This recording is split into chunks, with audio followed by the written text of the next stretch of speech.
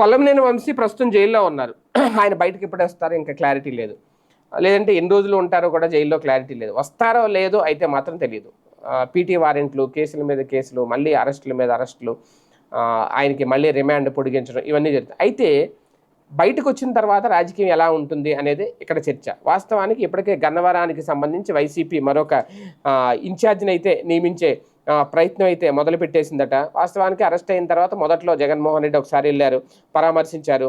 అంతే తప్ప రోజు వెళ్ళాలని ఇక్కడ ఉద్దేశం కాదు. కానీ ఆ తర్వాత నుంచి పెద్దగా పట్టించుకోలేదు వల్లంనేని వంశీని. వైసీపీ కూడా పెద్దగా పట్టించుకోవట్లేదు. ఆయన వ్యక్తిగతంగా తన లాయర్లతో బెయిల్ కోసం ప్రయత్నాలు చేసుకుంటున్నారు. కానీ పార్టీ తరపు నుంచి అయితే ఆయనకి ఎలాంటి సహాయం అందట్లేదు అనేది. ఈ నేపథ్యంలోనే వంశీ ప్లేస్ని రీప్లేస్ కూడా చేయబోతున్నారట.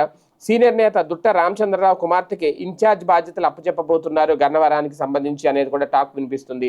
ఈ నేపథ్యంలో బయటకు వచ్చిన వెంటనే ఆయన ఇమీడియట్గా వైసీపీకి అయితే రాజీనామా చేయబోతున్నారు అనే ప్రచారం అయితే జరుగుతుంది. ఆయనకు రేపు పొద్దున్న బెయిల్ మీద బయటకు వస్తే ముందుగా చేసేది, ఎందుకంటే ఆయన ఇప్పుడు వరకు జైల్లో ఉండి అనుభవించిన టార్చరు, అలాగే ఆయన సొంత సామాజిక వర్గం కూడా ఆయన్ని పూర్తిగా దూరం పెట్టేసింది అనేది. ఇక ఇన్ని బాధలు అనిపిస్తూ ఆయన అనారోగ్యంగా కూడా అయిపోయారు, ఆరోగ్యపరంగా కూడా చాలా వీక్ అయిపోయారు.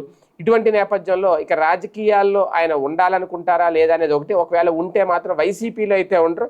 వైసీపీకి గుడ్ బై చెప్పే ఆలోచన చేస్తున్నారు. ఆయన బెయిల్ మీద బయటకు వచ్చిన వెంటనే వైసీపీకి రాజీనామా చేయబోతున్నారనే ప్రచారం అయితే గన్నవరం నియోజకవర్గంలో జోరుగా సాగుతోంది.